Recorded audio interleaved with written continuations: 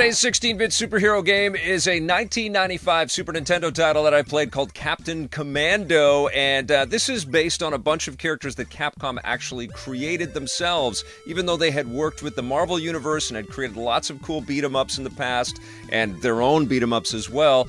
They wanted to create their own superhero lineup, and it starts with Captain Commando, who is our leader, who has these energy gloves that allows him to shock the floor and anybody that comes into contact with his lightning bolts. There's a Baby Commando, which is a little tiny baby kind of controlling a mech suit, which is crazy, but it gets crazier. There's also a Ninja Commando, which has a pretty cool katana attack and a smoke bomb effect. And then there's a Mummy Commando. And at first, when I started playing this game, I didn't know what this Mummy Commando character was. His name is Mac.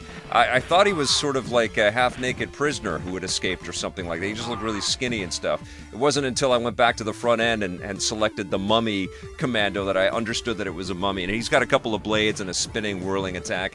We've seen lots and lots of beat-em-ups by this time. 1995 is way late in the Super Nintendo's life cycle, so there have been many more impressive beat-em-ups and a lot of great superhero beat-em-ups by this point, but there is still a charm to this game, and I think a lot of it has to do with the anything goes kind of qualities. You're in, battling through circuses and aquariums. I actually love the opening of the aquarium. It's this giant shark jaw that you go into. You've got city streets that you're in, and of course you're fighting in the bad guy's lair, and there's even this mode that kind of evokes the surfing in the sewers levels of the Teenage Mutant Ninja Turtles, where you're on these little pads, then you're having to jump over obstructions and take care of bad guys.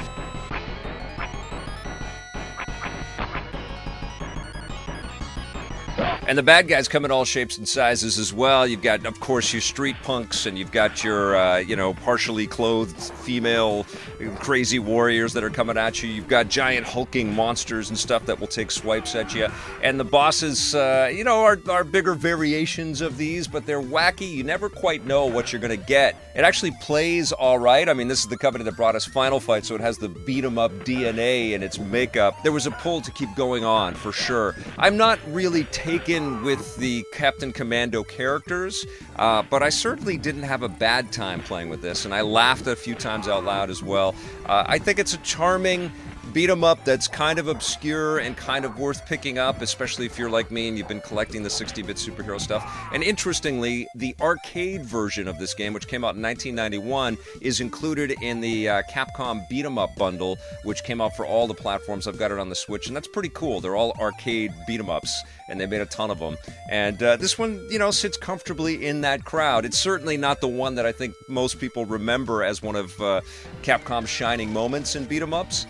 But as a superhero game, it's pretty solid, and as this obscure collectible for fans of superhero video games like myself, it makes a pretty compelling case. I'm going to give Captain Commando a 7 out of 10.